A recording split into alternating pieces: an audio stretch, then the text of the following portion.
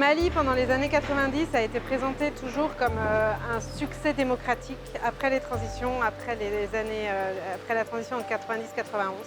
Et finalement, ce qui s'est passé, c'est qu'on n'a pas vu, ou on n'a pas voulu voir les prémices d'une crise.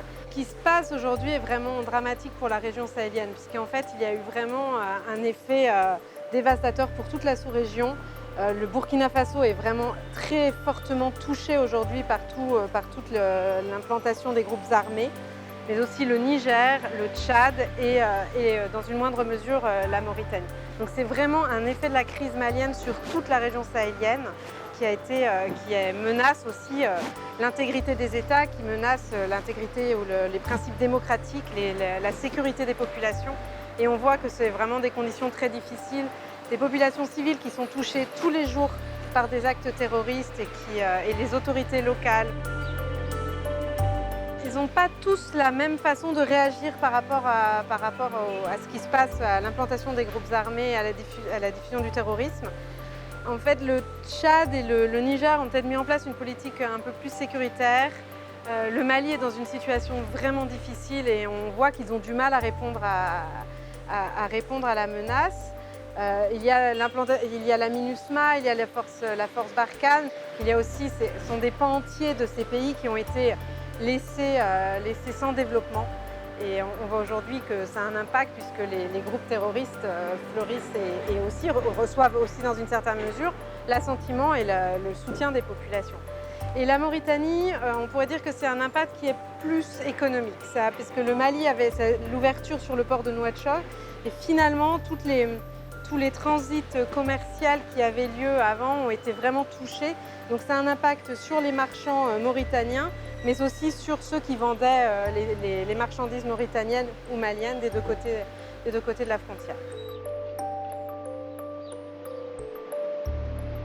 L'effet le plus marquant au Burkina Faso, c'est vraiment l'extrémisme violent avec le nombre de morts qu'on a. Il faut dire que dans un contexte normal, l'accueil est une tradition, comme on le dit, africaine.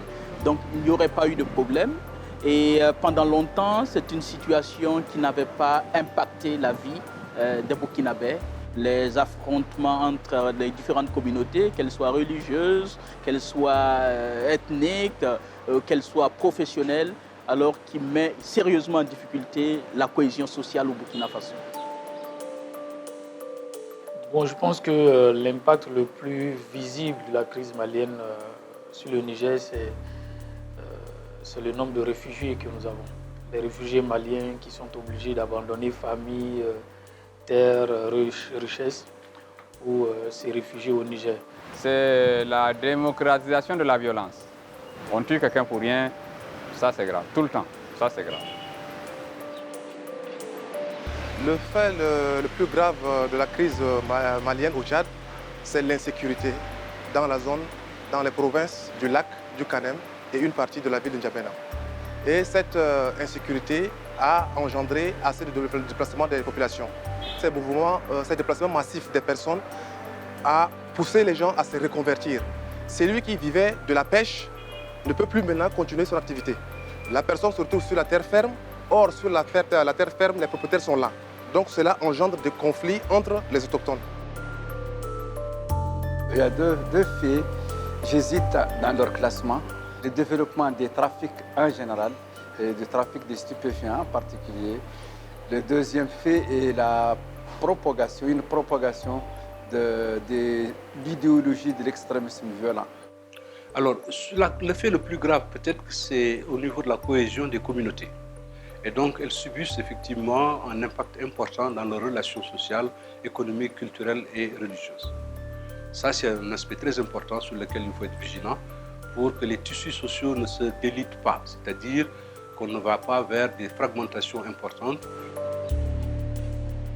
Cette crise qui s'est développée dans tous les pays de la sous-région, ça a aussi encouragé une coopération interrégionale, une coopération entre les pays. Et il y a aussi des acteurs qui n'étaient pas présents dans la sous-région. C'est vrai que c'était surtout une chasse gardée un peu de la France et des États-Unis, mais aussi on voit maintenant un intérêt d'autres pays qui ont pas de lien forcément privilégié avec la région, mais qui ont peut-être un regard un peu plus neuf sur ce qui se passe et qui ont aussi une autre manière de soutenir et d'apporter une réponse qui n'est pas forcément sécuritaire, qui est peut-être plutôt de soutenir le développement des régions et d'aider les populations qui sont en grande difficulté. Le tissu de vivre ensemble est en train de se déchirer et ça sera une catastrophe de savoir que la crise que vit le Burkina est devenue une crise sociale. Les gens ne se parlent plus. Voilà, donc il faut travailler, œuvrer à ce que le vivre ensemble soit davantage promu pour que les Burkinabés ne se divisent pas. Moi, je pense que s'il y a un aspect à renforcer, c'est surtout la coopération transfrontalière. Jusqu'à présent, les États ont des cadres de concertation étatique, donc ils se réunissent à un certain niveau, ils parlent, ils définissent des plans, mais les communautés sont très loin de cela. Les populations sont mobiles dans des espaces qui deviennent de plus en plus pauvres, et il faudrait donc vraiment regarder cet aspect élevage qui est historique et sur lequel il n'y a pas encore de politique très forte. La crainte surtout, c'est de voir le Mali s'enfoncer dans des conflits interethniques, ce qui n'existait pas. Mais on voit qu'en fait, on n'arrive pas à trouver une réponse adéquate à cette diffusion du terrorisme. Et on se rend compte aussi que la sécurité ne peut pas être la seule réponse à apporter. Idéalement, c'est de pouvoir organiser la riposte contre les terroristes en impliquant les populations, pas seulement exclusivement militaires, mais en associant les populations, les communautés, pour les prévenir, pour les associer à la question sécuritaire. Je pense que si les États représentants des populations, de toutes les populations, s'assoient ensemble et discutent pour dire à chacun qu'est-ce que tu veux, qu'est-ce qu'on peut t'offrir.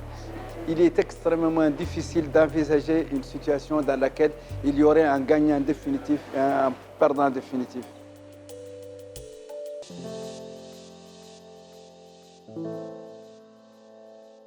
Thank you.